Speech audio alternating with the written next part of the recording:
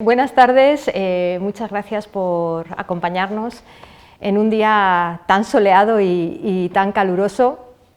Es para mí un auténtico placer académico y personal estar esta tarde con el profesor Dionisio Fernández de Gata, que es profesor titular de la Facultad de Derecho y sin duda un experto en los temas que nos están convocando en estos seminarios que Camilo y Laura vienen organizando a lo largo de estos meses y que me parecen que son un auténtico acierto. Nuestro conferenciante de hoy es licenciado en Derecho y doctor en Derecho también por la Universidad de Salamanca. Además, es máster en Comunidades Europeas y Derecho Europeo, es diplomado en Ciencias Ambientales y en Planeamiento Urbanístico y es vocal del Observatorio Español de Políticas Ambientales. El profesor Fernández de Gata tiene una nutrida producción científica en materia medioambiental y cambio climático. Sus trabajos en este ámbito se caracterizan por combinar sus dos especialidades, el derecho de la Unión Europea y el derecho ambiental. Por citar algunas de sus obras, tenemos la Unión Europea y Cambio Climático, el régimen europeo del comercio de derechos de emisión de gases de efecto invernadero. Otro trabajo también en esta línea sería la nueva política de la Unión Europea sobre cambio climático y junto a otros profesores de la Facultad de Derecho han publicado la única obra existente hasta el momento sobre legislación en materia de cambio climático. Y recientemente, en el año pasado en concreto, publicó su trabajo sobre creación científica e innovación tecnológica, una aproximación desde el derecho público. También es autor de una interesante monografía que vaya por su 7ª edición, Sistema Jurídico Administrativo de Protección del Medio Ambiente. Y por último voy a citar otra obra también muy interesante sobre el régimen jurídico del fracking y el gas no convencional. Como veis, estamos ante un experto en la materia que nos convoca la tarde de hoy. Si me permites, te voy a tutear porque nos conocemos por supuesto, desde hace muchísimos años. Sí. Y creo que bueno, pues estaremos los dos mucho más cómodos y además yo creo que el ambiente se presta a ello. De forma muy sencilla y breve, ¿cómo definirías el cambio climático? Antes de contestar, yo os agradezco a Camilo, a Laura, y tú lo sabes que a ti, el afecto hacia tus padres y hacia ti mismo, que tuve la suerte de veros a los tres hace poco, y pues lo sabes. Vamos con ello. De forma sencilla, es el aumento de la temperatura media de la Tierra, generalmente hacia los 15 grados centígrados, hay alguna discrepancia científica, y esa temperatura media se ha llegado a ella porque la capa que cubre cubre entre comillas el planeta, permite que las radiaciones de onda larga del Sol se queden un tiempo en una especie de burbuja y ese tiempo llega a esa temperatura. Ese es el fenómeno del efecto invernadero que ha permitido la vida. ¿Cuál es el problema? Bueno, pues el problema es que luego hablaremos de las evidencias científicas, en la parte que puedo yo comentar, ha habido expertos en los seminarios mucho más importantes de lo que yo pueda decir, pues más o menos de forma simple es que esa capa alrededor del planeta se ha endurecido debido sobre todo a determinados gases vinculados a ciertos procesos industriales. Entonces, esas radiaciones del Sol se quedan, diríamos que más tiempo del debido antes de salir al espacio y provoca que la temperatura media del planeta esté aumentando y obviamente esa temperatura media cause problemas. De algunos obviamente hay más evidencias científicas, de las previsiones de las catástrofes y tal, no ciertamente las hay, se pueden prever, como es lógico, pero el asunto quedaría. Es decir, un fenómeno que ha permitido la vida, pues se están encontrando evidencias de que puede ser un problema. Como profesor de Derecho Administrativo, y esto es una pregunta a lo mejor un poco personal, ¿qué te llevó a abrir esta línea de investigación? Bueno, viene antes el introducirme en el tema del derecho ambiental. La parte principal de mi formación era derecho urbanístico, es decir, el uso del suelo, que me sigue gustando y sigue siendo un tema muy interesante. Pero ciertamente en el derecho ambiental, en la época, pues al empezar a trabajar en la facultad, se estaban ensayando técnicas o fórmulas de intervención administrativa muy interesantes. Y luego he de decir, en honor de uno de los maestros que ya ha fallecido por desgracia, que tuvo bastante influencia en cuanto lo conocí, que el profesor Ramón Martín Mateo, catedrático de Derecho Administrativo de Alicante, fallecido, el verdadero padre de algunas de las escuelas de Derecho Ambiental que hay en España, que fue una persona clave en cuanto lo conocí, tuvo bastante influencia sobre el tema. Lo nuevo, bueno, pues yo ya en ninguna de las líneas que tienen que ver con la protección del medio ambiente, te gustan unas más, puedes publicar sobre unas cosas, pero digamos que la línea central es el derecho ambiental de aquella época. Esto, como diré después, tiene instrumentos jurídicos muy interesantes, verdaderamente interesantes, como es el comercio de emisiones, que es, desde el punto de vista jurídico, es no un invento, pero es un instrumento verdaderamente interesante. Y como experto, ¿qué consecuencias crees que puede tener el cambio climático para la vida humana y para nuestras sociedades en general? Vamos a ver, yo sin ser catastrofista, le digo a los alumnos, le digo que no sabemos por las películas que nos ponen a veces que si va a haber olas de 50 metros, si hay una ola de 50 metros aquí en Salamanca no tendríamos problema, pero sin ningún catastrofismo hay ya cuestiones que están perfectamente evidenciadas, que son el tema de todo el sector agroalimentario, ganadero, agricultura, ganadería y alimentación. Ciertamente va a haber cambios, aunque sea por episodios que sean de aumento de calor o al contrario, pero el aumento de calor provoca cambios que ciertamente van a ser visibles y están siendo visibles de forma clara. Obviamente problemas en los episodios meteorológicos, que hay algunos científicos que dicen que hay que esperar más años, hay que esperar más para ver si esos cambios bruscos que lo notamos ahora, pues con el tema de el calor, el frío, los problemas de las lluvias torrenciales, que no son nada en la parte del mundo donde vivimos en comparación con otras zonas del mundo, donde efectivamente los problemas son mucho mayores. Entonces, esa cuestión obviamente son mucho más peligrosas, porque la adaptación de los cultivos con la generosidad de la naturaleza son planificaciones de cambios, es decir, además, como luego saldrá a relucir, la tecnología que hay en esta parte del mundo, al menos, puede incidir de una forma clara.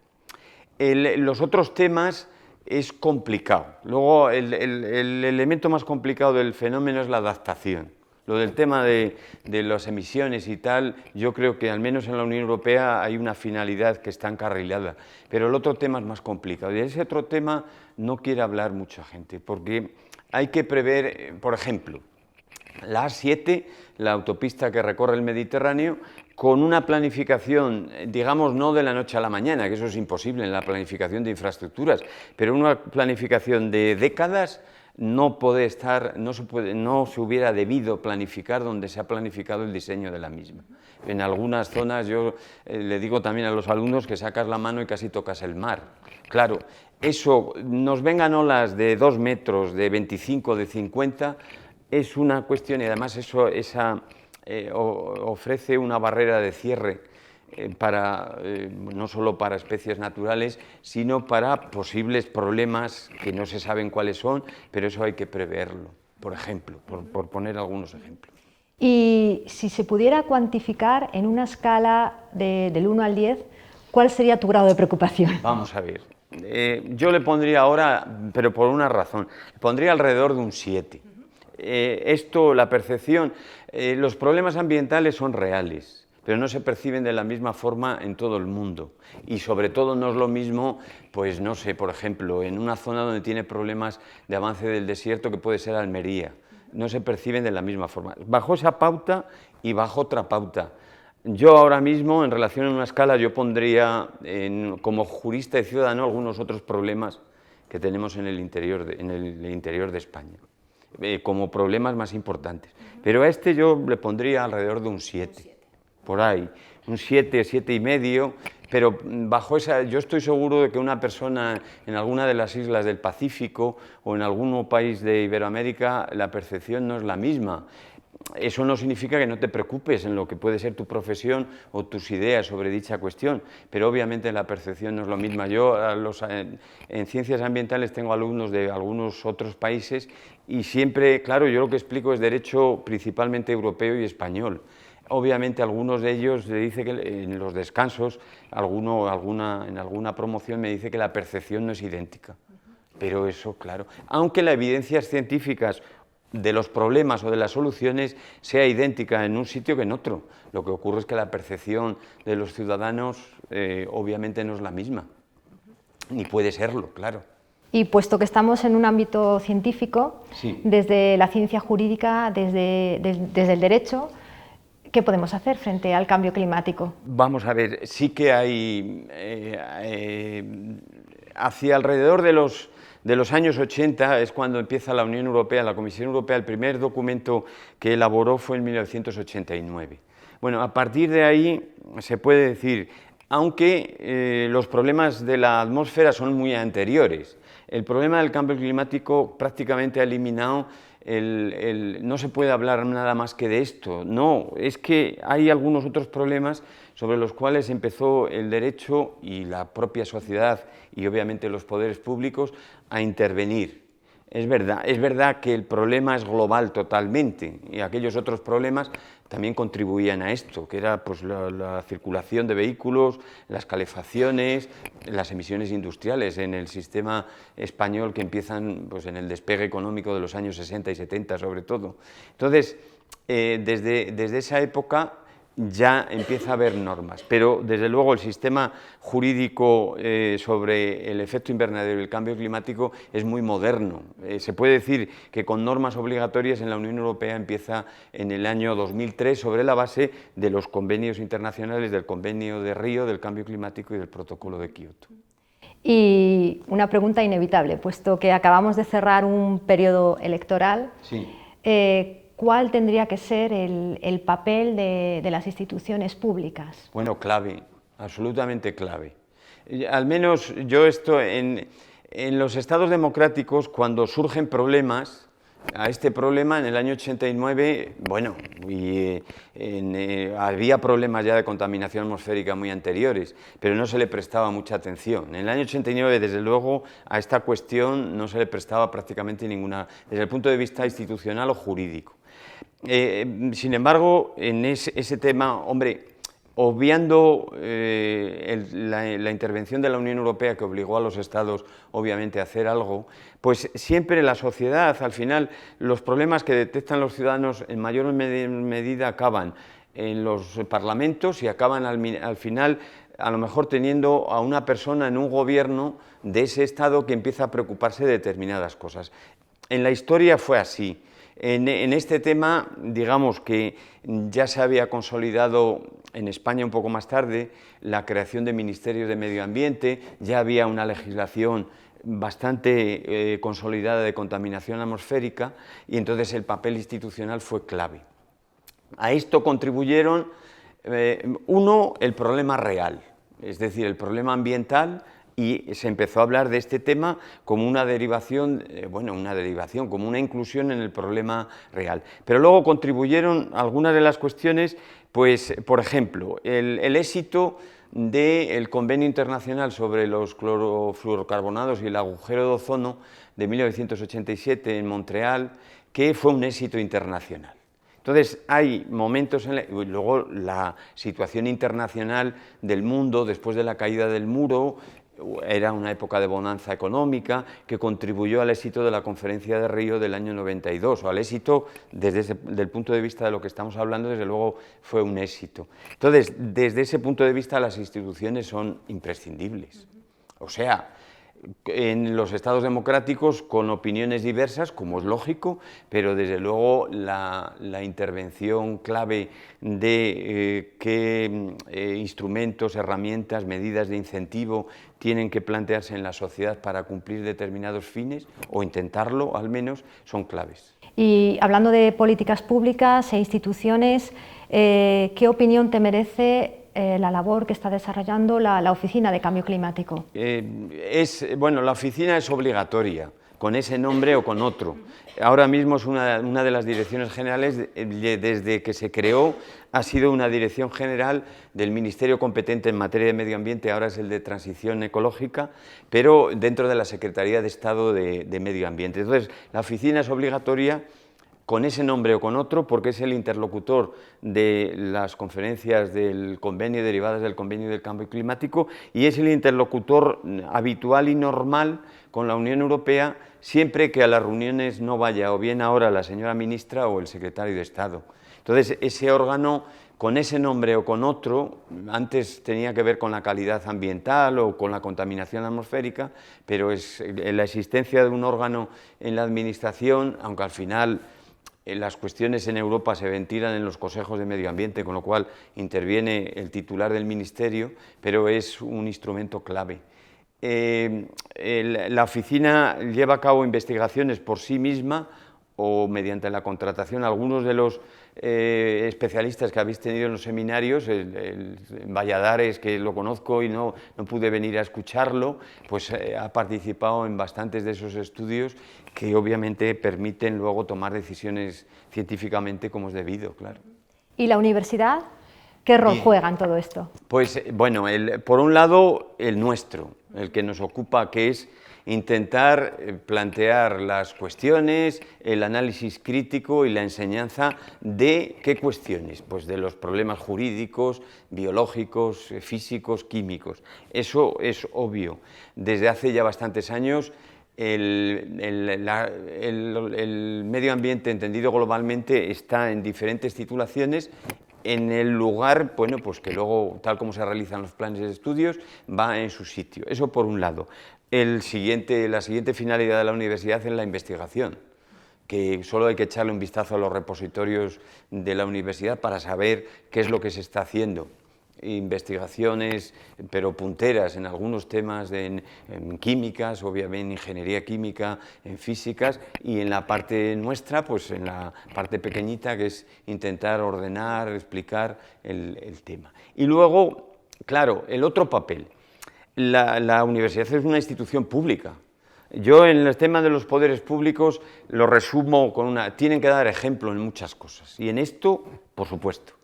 Ejemplo excelente, el reparto de correo y demás cosas con furgonetas eléctricas. A mí me parece eso, es decir, aparte de que hay una norma que obliga a tener en cuenta la cuestión energética en los vehículos que se adquieren por todos los poderes públicos, eso es fenomenal, el tema. El cuidar las cuestiones en la redacción de los proyectos de edificios nuevos, que algunos ha habido, en el que estamos, por ejemplo, y los que pueda haber en el futuro cuando toque, cuando haya presupuestos, etcétera.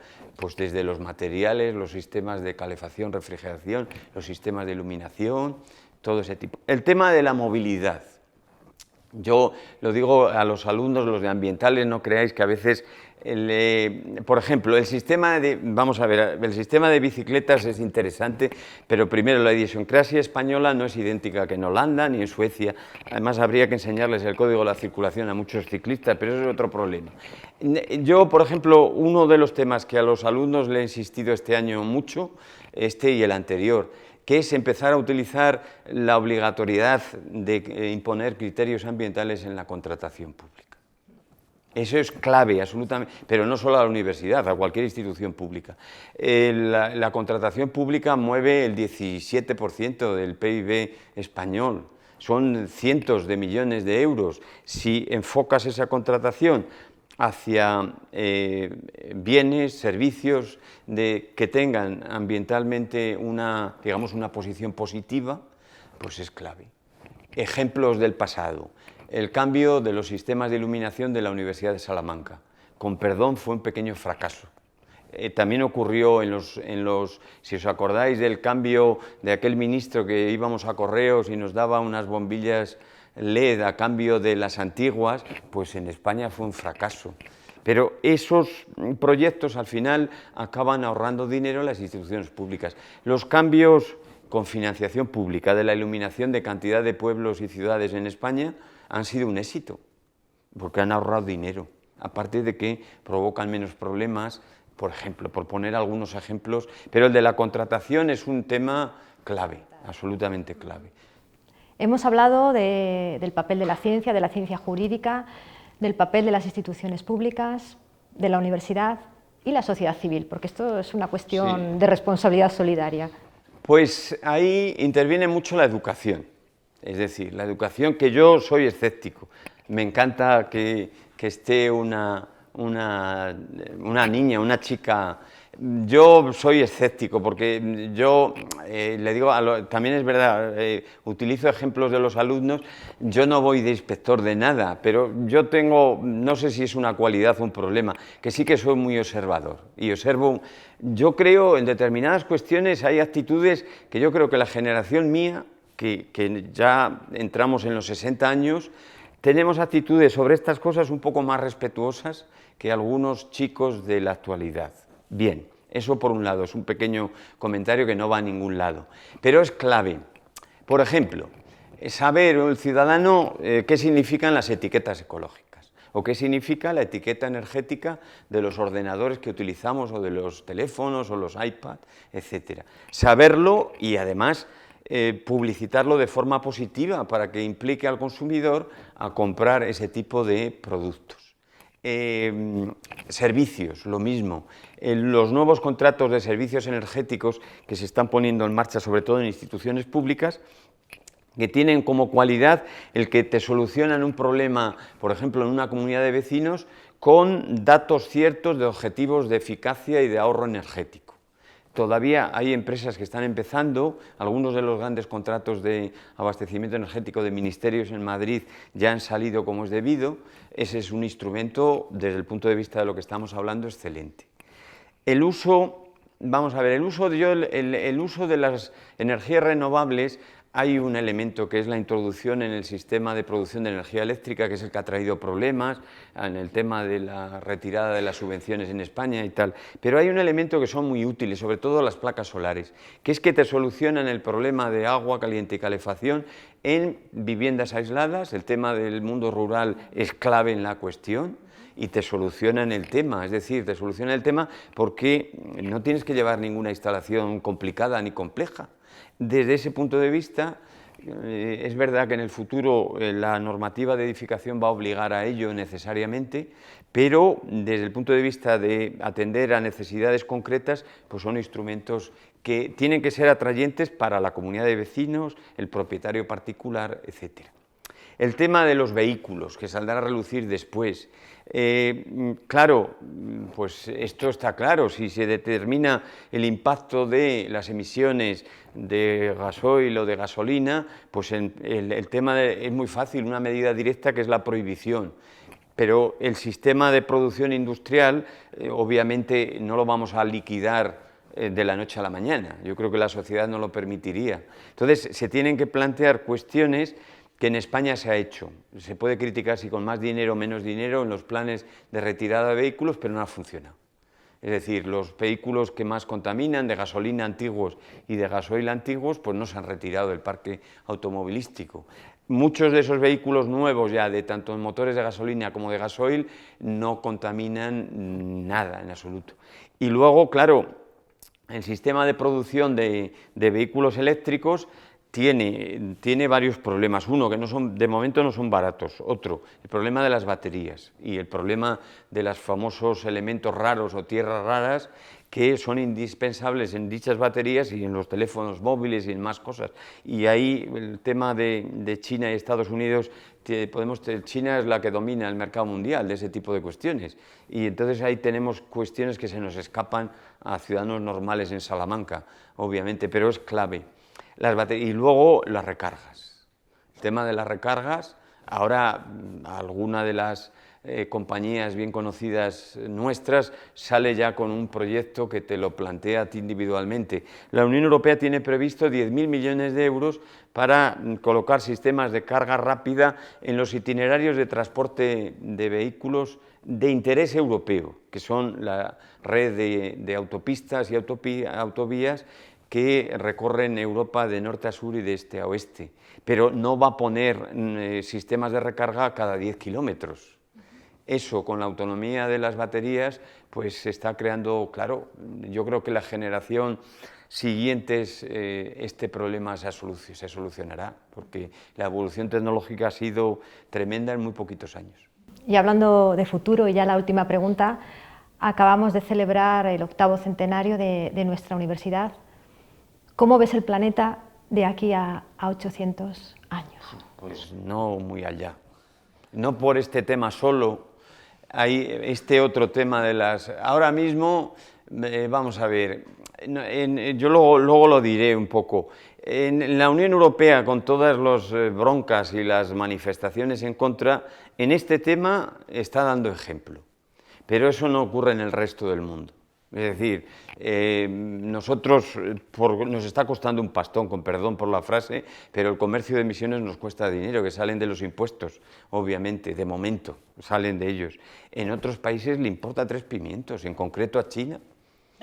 China ni firma documentos, firmó ese acuerdo con la administración americana, pero eso no significa nada. China ahora mismo es el principal problema.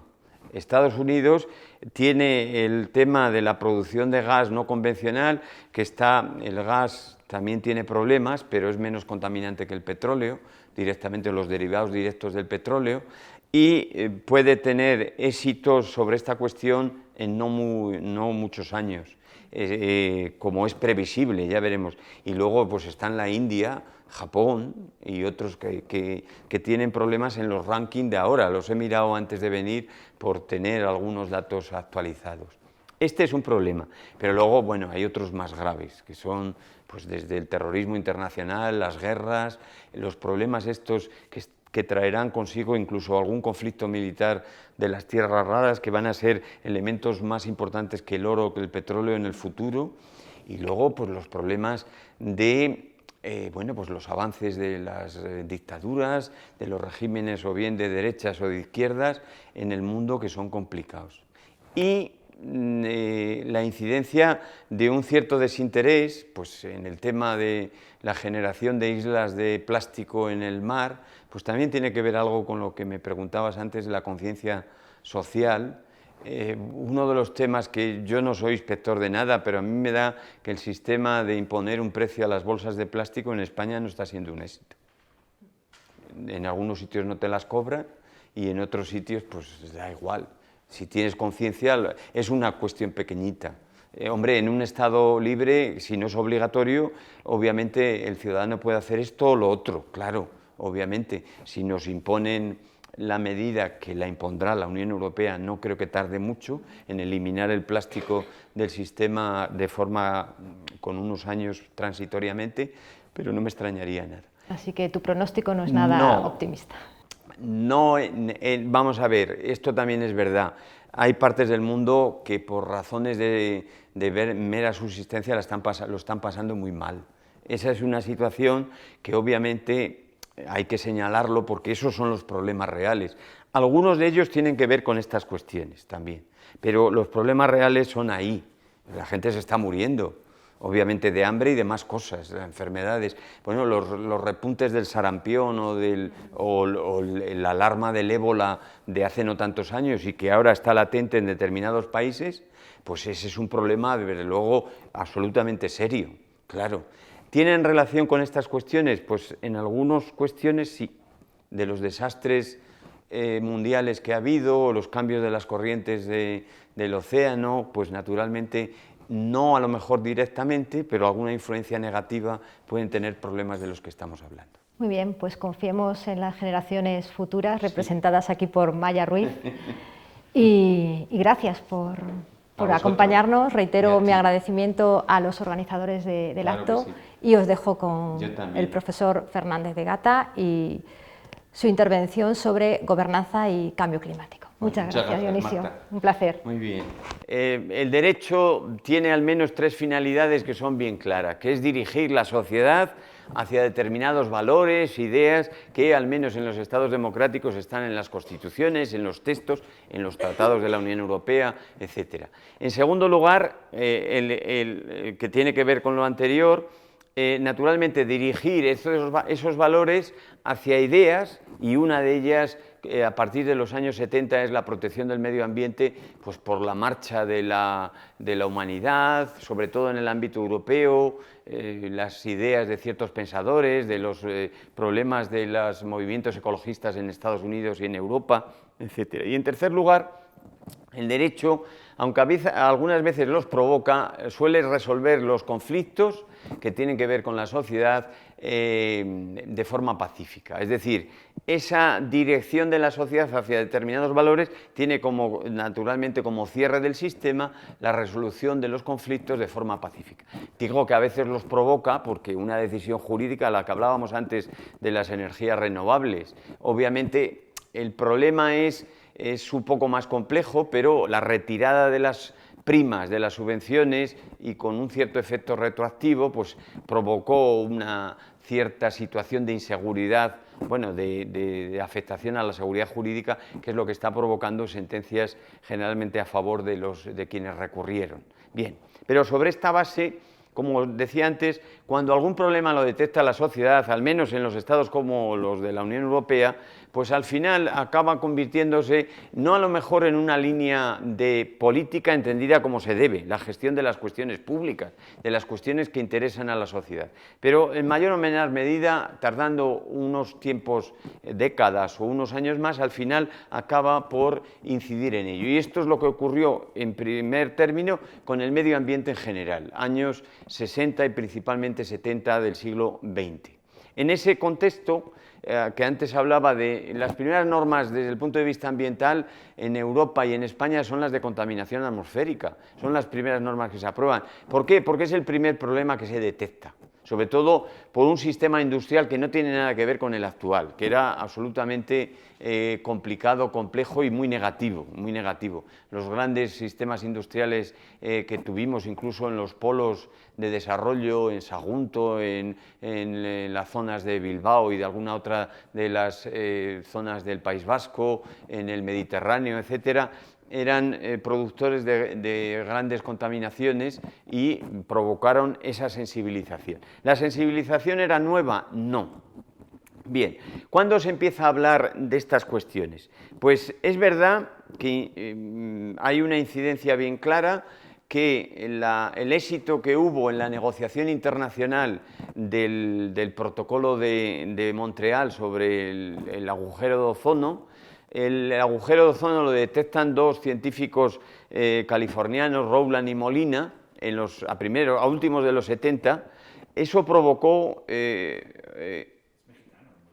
sí, en California, digo, en las universidades californianas, perdón por el matiz, efectivamente, en las universidades en la Universidad de California, obligó ya a la empresa americana en 1981 a empezar a tomar medidas. Inmediatamente. La industria, en cuanto detecta, luego tuvieron muchos problemas, incluso tuvieron problemas personales con la investigación porque no les gustó a todo el mundo.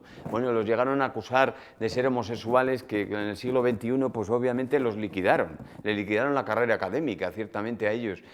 Luego ya sabéis que hay indefiniciones sobre el problema, que si había un agujero, que si había dos, la extensión del agujero, qué es lo que lo provocaba directamente, pero el caso es que la situación mundial de la época, las evidencias científicas que había, provocaron un éxito en la negociación internacional.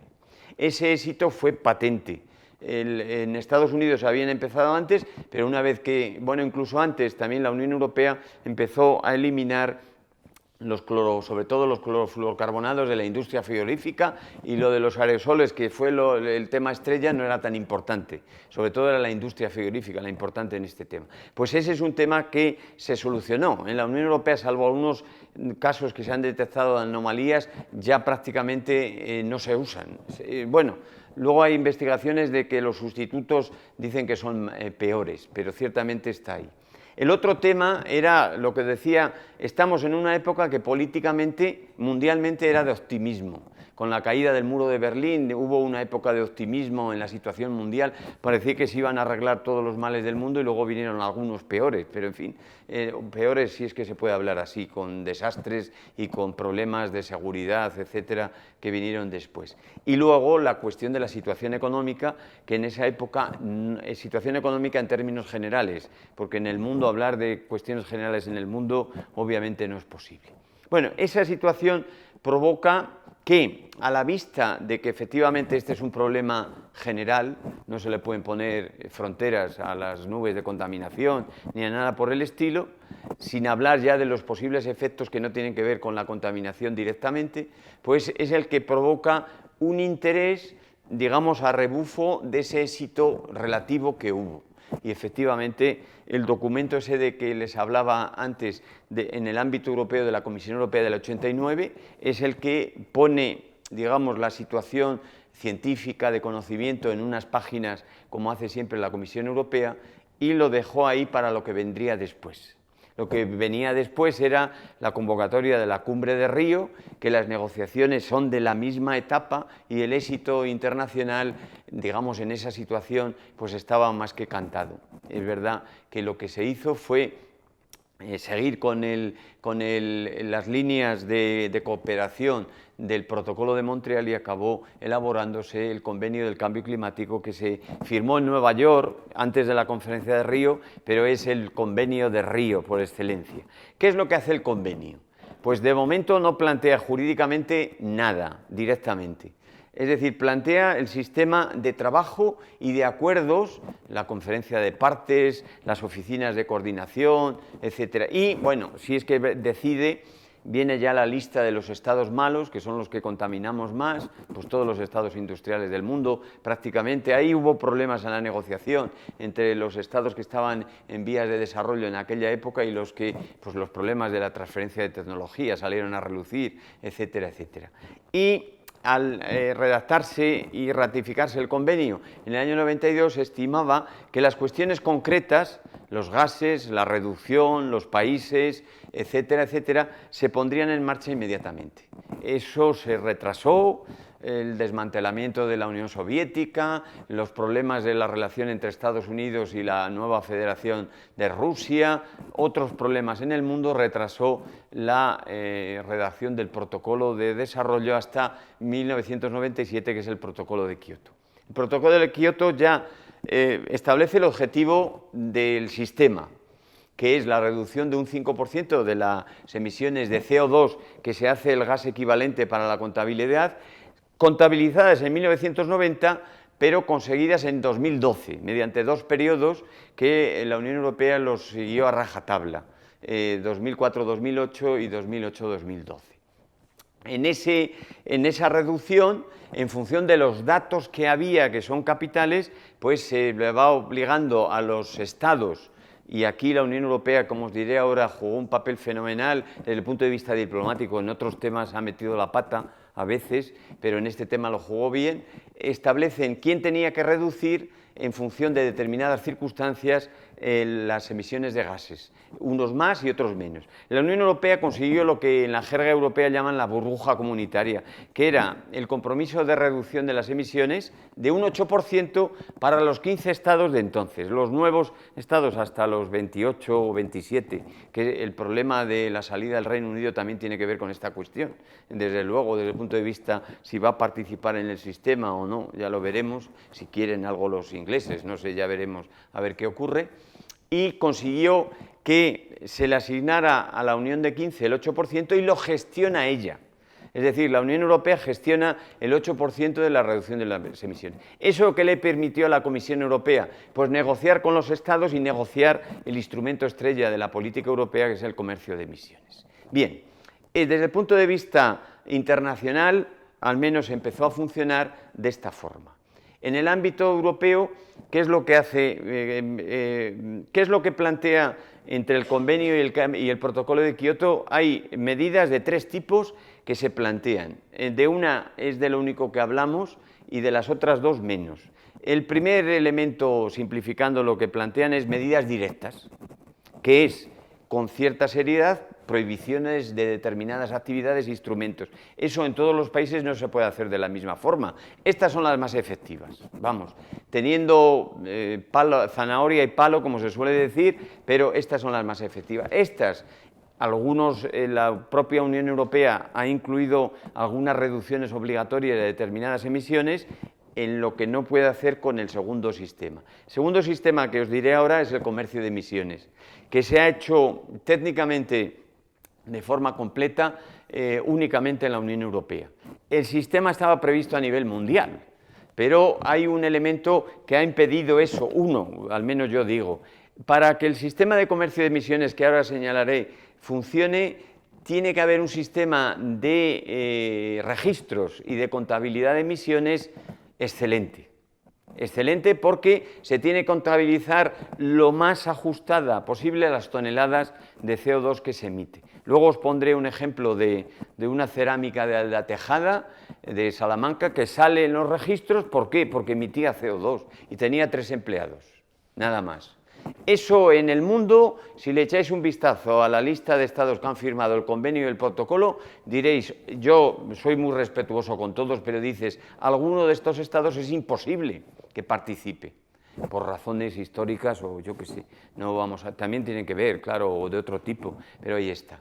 Entonces, eso se plantea en la Unión Europea en la forma que os voy a decir ahora, de forma clara. Esto, desde el punto de vista jurídico, es un instrumento, pero inteligentísimo. Otra cosa es que tiene problemas, claro. Y el tercer tipo de medidas es de las que hablábamos antes, que es la adaptación al cambio climático.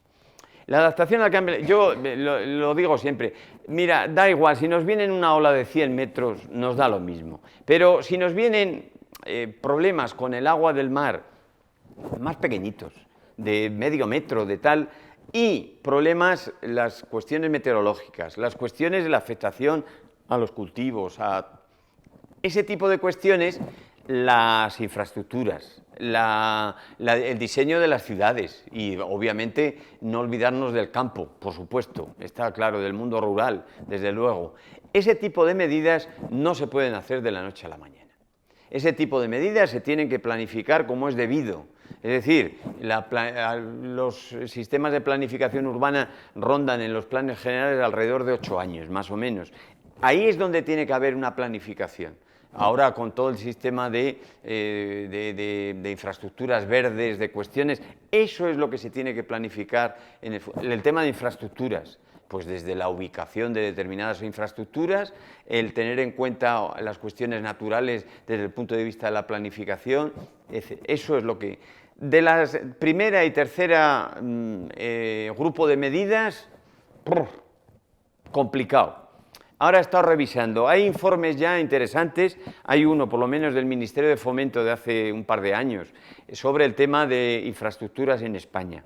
En la Unión Europea, por ejemplo, la patronal química ha hecho un informe, está cambiando las tecnologías, que eso en esta parte del mundo, en el ámbito de Europa lo que quiere es que en el año 2050 sea emisiones cero, sea una economía hipocarbónica. El informe del sector de los empresarios más grandes de la industria química no va por mal camino, es decir, pero esto, claro, esto no se puede generalizar a todo el mundo, porque obviamente un cambio en los sistemas industriales, que es lo que propone la Unión Europea, no se puede hacer de la noche a la mañana.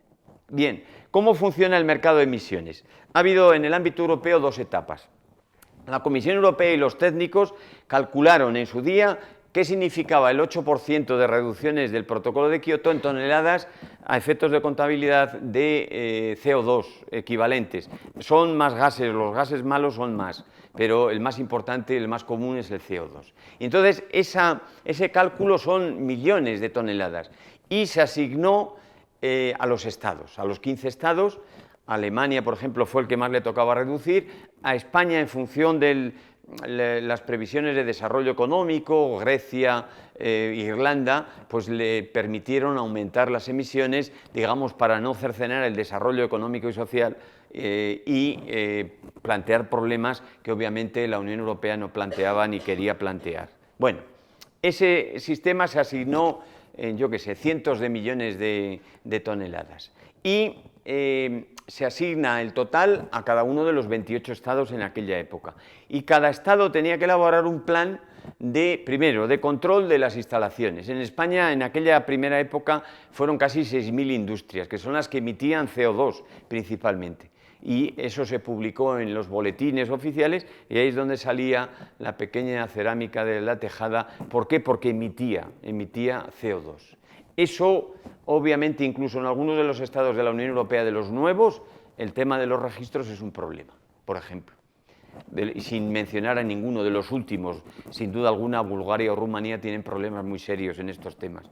No están obligados a entrar inmediatamente en el sistema de comercio de emisiones, pero obviamente lo tendrán que hacer en el futuro y no muy lejano. Pero tienen que espabilarse, como se suele decir. Claro. Bien, una vez hecho esto, ese plan nacional fijaba las toneladas de emisiones para los dos periodos de tiempo, 2004 a 2008 en primer lugar, cada año que se le asignaban los derechos de emisión, que es, el derecho de emisión es una tonelada de CO2 de efecto equivalente. Y se le asignaban a la empresa A 100, a la empresa B 80. Bien, eso cada año. Y el elemento positivo es que cada año le asignaban menos toneladas, con lo cual la empresa, como veremos ahora, tenía que poner en marcha sistemas tecnológicos, industriales, para emitir menos CO2. Bien, ¿y qué es lo que ocurría? Que entre febrero y abril se abría un periodo que es donde se abría el periodo del comercio. La empresa que en el año correspondiente llegaba, si le correspondían 100 toneladas, llegaba con 150, tenía un problema. Pero sin embargo, la de al lado llegaba con 80. La de 80 ponía 20 derechos de emisión en venta y la de 150 tenía que comprarlo. Esas compras se hacían con un sistema informático, por cierto, de tecnología de software francés en España, que causó algún problema en la contratación por el Ministerio, obviamente, y es como un sistema antiguo de los del debe y haber de una empresa normal, y se hacía en ese periodo de tiempo. ¿Qué ocurre con la de 150, que solo puede conseguir 40 derechos de emisión? Lo primero, el deber de conseguir los otros no se le eliminaba en abril. Él llegaba con 140 y lo que tenía que hacer era pagar una multa. En el primer periodo del 2004 al 2008, las multas no las pagaban las empresas, salían del dinero de los impuestos. Una medida de incentivo sobre la cuestión. Pero el elemento era que el derecho, la obligación a llevar los 10 derechos de emisión que le quedaban, seguía siendo vigente, seguía estando vigente. Y luego, naturalmente, las multas iban en aumento. El elemento de reducción de la contaminación iba justamente porque en el primer periodo se le iba reduciendo las toneladas y en el segundo, sobre todo, 2008-2012, era así. Pero la Unión Europea, la Comisión, detectó problemas de deslocalización de empresas. Las empresas que estaban en los 15 estados que firmaron el protocolo en el primer tiempo bajo el paraguas de la Unión Europea, pues son las que estaban obligadas inmediatamente al sistema de comercio que se pone en marcha en el año 2003, pero no las demás, y hubo cierta deslocalización hacia los nuevos estados. Y eso provocó que en el año 2009 la Unión Europea eliminara los planes nacionales de reducción y ahora lo que hay es un sistema de subasta. Las empresas directamente participan en un sistema de subasta europeo que tiene unos periodos de tiempo y entonces la empresa que llega a la de los 150 llega a la subasta y puja por los derechos de emisión que necesita para comprarlos. Es un sistema regulado por la Unión Europea, absolutamente transparente, pero yo como ciudadano normal y como jurista me gustaba más el otro sistema. ¿Por qué? Hombre, bien es verdad que los poderes de inspección los tienen los Estados miembros, tiene que esa empresa funcionar como es debido. Y el sistema está ahora funcionando de esa manera. ¿Qué es lo que ha ocurrido con esto y con las otras medidas directas? Bueno, que la Unión Europea, entre el 2007-2008 y luego ahora, a partir del 2015, al hilo de las negociaciones del Acuerdo de París, como os diré ahora, pues lo que ha hecho la Unión Europea a la vista de que el sistema funcionó muy bien, ha podido ir a las negociaciones internacionales, primero con posibilidades de reducción de emisiones que ya están contrastadas. La Unión Europea lleva ya desde el año 2015-2016 cumpliendo el objetivo de Kioto, lo ha cumplido perfectamente. Y es más, se ha puesto objetivos de reducción mayores. En el año 2015 se adopta el 20% de reducción de emisiones para el año 2020, que lo va a cumplir, es decir, ahora mismo estamos con informes de datos del 2018 en el 23%, con lo cual ese objetivo ya está conseguido. Y de ahí que en las negociaciones internacionales, sobre todo en París, la Unión Europea hiciera una propuesta importante que es el 40% para el año 2030. Y lo que se está barajando, el 40% en el 2030, y se está barajando que en el año 2050 las emisiones de CO2 sean cero, es decir, economía cero emisiones de CO2. ¿Eso qué es lo que está trayendo? Bueno, nos está costando dinero, bastante. Una parte del dinero público tiene que ver con el sostenimiento de todo el sistema, otra parte ya lo están pagando las empresas, pero ciertamente eso cuesta bastante dinero. Desde ese punto de vista, cuando llega el Acuerdo de París es, bueno, hubo un sistema de negociaciones muy peculiar, porque negociaron cuestiones, eso se ha conocido claramente. La presidencia francesa, que le ocupaba en aquella época la dirección de la conferencia de las partes del convenio, pues realizó reuniones entre varios grupos de países que tenían importancia en determinadas cuestiones vinculadas al tema. Entonces iba llegando a acuerdos que la mesa de un lado no conocía el acuerdo definitivo hasta la última fase de las negociaciones. Claro, la presidencia francesa llegó a la última fase con acuerdos en casi todos los puntos. Pero ¿cuál fue el problema? El problema es que casi no hay. El único elemento cuantitativo que hay es el objetivo de tratar de impedir internacionalmente que la temperatura media del planeta pase de 2 grados, aumente de 2 grados y con tendencia en una menor obligatoriedad, al menos la frase está redactada de manera un poco más ambigua, a intentar de que no llegue a un aumento de 1,5 grados centígrados. Tiene menos medidas concretas, porque luego, claro, las medidas ciertamente le permite a los Estados miembros una libertad mucho mayor que el protocolo de Kioto, por ejemplo, ya era laxo en algunas cuestiones. Y desde ese punto de vista, pues la cuestión del ámbito nuestro es ciertamente interesante.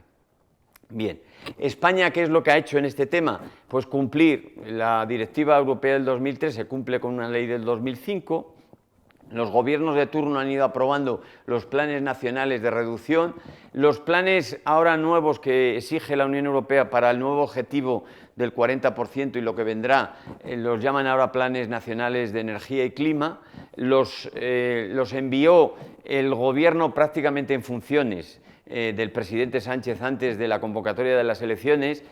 A mí hubo ciertos problemillas, yo creo que son los documentos claves para el futuro en lo que se refiere a España. Es verdad que no negoció del todo con los partidos de la oposición, o al menos con el partido que en aquella época era el más importante, luego ya lo que se vea en el futuro ya veremos, pero deberían de haberlo, esta política sí debería de ser de un cierto consenso nacional, pero eso es otro cantar, en lo que nos toca a nivel interno. El caso es que el plan lo han enviado y parece ser que la Comisión le ha dado el visto bueno en las medidas correspondientes. Claro, en las medidas concretas es donde, os decía, junto al Plan Nacional, el Ministerio de Transición Ecológica filtró un borrador de ley de transición energética, que es donde venían los elementos a los que hablábamos antes, que es la prohibición del diésel, que obviamente con las palabras yo creo que un poco no afortunadas, por decirlo de forma fina, de la señora ministra, han provocado un pequeño cataclismo en una industria que a nivel social es clave en España, que es la industria automovilística. Ha habido dos decisiones sobre este tema. Una, la Comunidad de Baleares ha prohibido el diésel, esa medida es inconstitucional, esa medida no la puede plantear una comunidad autónoma, si la puede plantear, la tiene que plantear el Estado, obviamente. Pero en relación a este tema, ahora mismo no se sabe ¿Qué es lo que, bueno, no se sabe ni quién compondrá el gobierno, ni cómo se denominará el ministerio, lo de la denominación es lo de menos, pero obviamente quién se va a ocupar de esta cuestión. Pero el trabajo que tenía el borrador, pues tenía que ver con estas cuestiones. El elemento complicado que se ha visto claramente es ciertamente, en otros países ya se han tomado esas medidas, por ejemplo. ¿Por qué son tan importantes estas medidas del transporte? Porque fijaros, el comercio de emisiones que os hablaba antes solo se ocupa de alrededor de casi el 50% de las emisiones. Añadieron la aviación después y no llega al 50%. ¿Y el resto dónde está? Sobre todo en el transporte y lo que llaman los emisores difusos. Las medidas del transporte son las más complicadas y esta que hablábamos antes ya adelantando algunos de los problemas son ciertamente muy complicadas del tema. Se tienen que hacer, claro, lo que la industria automovilística española le decía a la señora ministra es que la fecha que ponía era demasiado corta para, digamos, hablando en serio. Es decir, la industria no se pone. En otros países, yo qué sé, en Estados Unidos lo hemos visto, la importancia que tienen, pero aquí si se plantea una medida con acuerdos correspondientes con la industria y obviamente con los trabajadores, por supuesto, yo creo que las medidas se llevan a cabo. No todas las decisiones dependen de España, porque obviamente esas fábricas o esas marcas tienen que ver con industrias de otros estados y también habría que tenerlo en cuenta. El tema de las viviendas. Clave, absolutamente capital en el tema. Desde la orientación, desde los materiales, los sistemas de calefacción y refrigeración, el sistema de agua caliente, obviamente, son absolutamente capitales. Las primeras medidas que se tomaron en España venían en el Código de la Edificación del año 2006. Ya estaba la obligatoriedad de las energías renovables, atender a los materiales en la construcción, etcétera. Pero claro, vinieron justo cuando se planteó la crisis inmobiliaria. Vamos a ver, el sistema, que es lo que llaman ahora el urbanismo sostenible, tiene que ver con esto. Lo que ocurre es que ese sistema de edificación es bastante más caro. Y ese es otro problema que en el ámbito peculiar de España del sistema inmobiliario puede traer problemas añadidos. Los edificios, los edificios de emisiones cero están inventados. El edificio del organismo energético de la Junta de Castilla y León, que está en León, pues es un edificio que no genere emisiones, ni consume energía, porque la produce él, ni sale, incluso vende energía en la época aquella que se podía hacer de manera más fácil, pues lo hace. Eso está perfectamente ya establecido. Lo que ocurre es que desde el punto de vista de la construcción de edificaciones para personas, etcétera, pues no es tan sencillo. Ese es un tema también complicado. Bien, esas medidas, no sé, están de plena actualidad.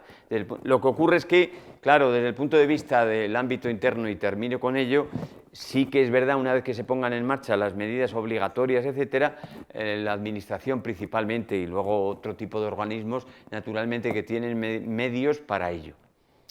No soy del todo pesimista. Uno de los instrumentos claves en el tema de edificios es el nuevo informe de evaluación de los edificios, que ya está siendo obligatorio en función de la antigüedad de los... Eso no es solo una inspección técnica de edificios, que, por cierto, si funcionan mejor que las de los vehículos, desde luego la creación y la obligatoriedad de las ITVs tenía mucho que ver con lo que hablábamos antes, que era intentar, con ayuda, retirar los vehículos más antiguos. No ha sido así. No ha sido así. Obviamente eso que no nos gusta se van a tener que poner un poquito más serias en el tema de las emisiones de los vehículos, las ITVs, porque una de las finalidades era esa, se crearon por eso. Yo espero que en el tema de los edificios sea mejor.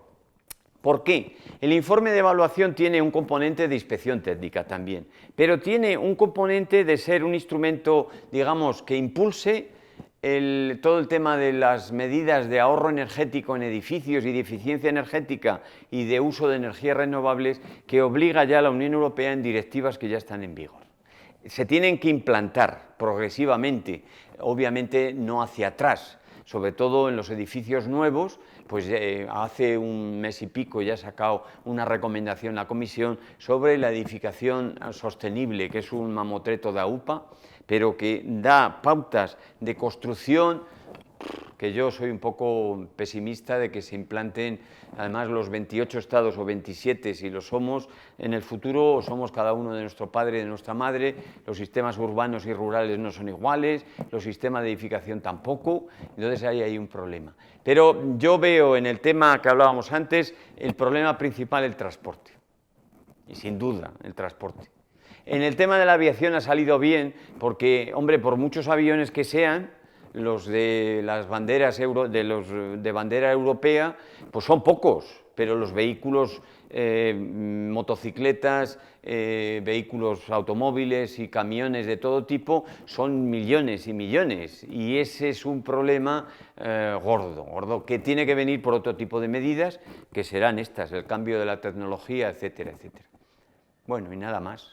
Yo creo que el sistema está más o menos así, obviamente, pero yo creo que la generación de ella es la que verá la implantación tecnológica verdaderamente clave en el punto de vista de que yo espero, vamos, por lo que puedes ir leyendo, pues es posible que dentro de no mucho tiempo hay determinadas cuestiones de estas que ahora nos suenan todavía no del todo para el empleo cotidiano, que es posible que sí lo sean en alguna década o un poco más, a lo mejor.